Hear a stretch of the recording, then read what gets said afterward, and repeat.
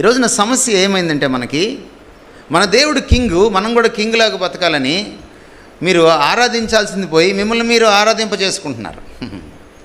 చాలామంది worship leaders ఈ మధ్య మాట్లాడుతున్నారు. యంగ్స్టర్స్ వినండి, యూట్యూబ్లో వచ్చే వర్షిప్ లీడర్స్తో జాగ్రత్తగా ఉండండి.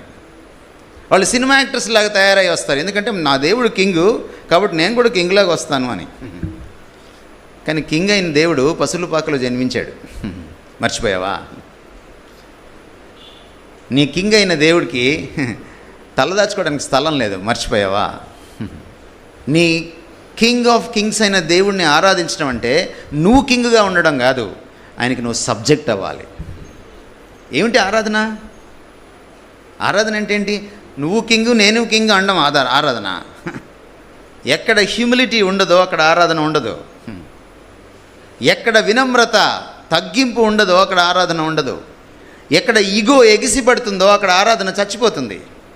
నా అహం చస్తే తప్ప నేను నా దేవుణ్ణి ఆరాధించలేను. ఆరాధించడం అంటే చర్చిలో మాత్రమే ఆరాధించేది కాదు. ఆరాధించడం అంటే పక్కన మ్యూజిక్ ఉంటేనే ఆరాధించడం కాదు. మన జీవితం అంతా ఆరాధనగా మారాలి. రోమపత్రిక 12:1 అదే చెప్తున్నాడు. మీరు ఆయనకి సజీవ యాగంగా ఎప్పుడైతే ఇచ్చివేసుకుంటారో ఇది మీకు యుక్తమైన ఆరాధన.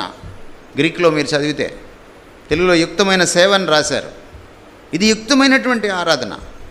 దేవుని సర్వాధికారాన్ని అనునిత్యం గుర్తిస్తూ ఆ సర్వాధికార పీఠం కింద ఆ వెలుగులో ఆ స్పృహలో నేను ఆయనకు గౌరవాన్ని ఇస్తూ విశ్వాసంతో, ఆ సింహాసనం పైన విశ్వాసంతో, అన్నీ ఆయన కంట్రోల్లో ఉన్నాయన్నటువంటి ధైర్యంతో బ్రతకడమే క్రైస్తవం.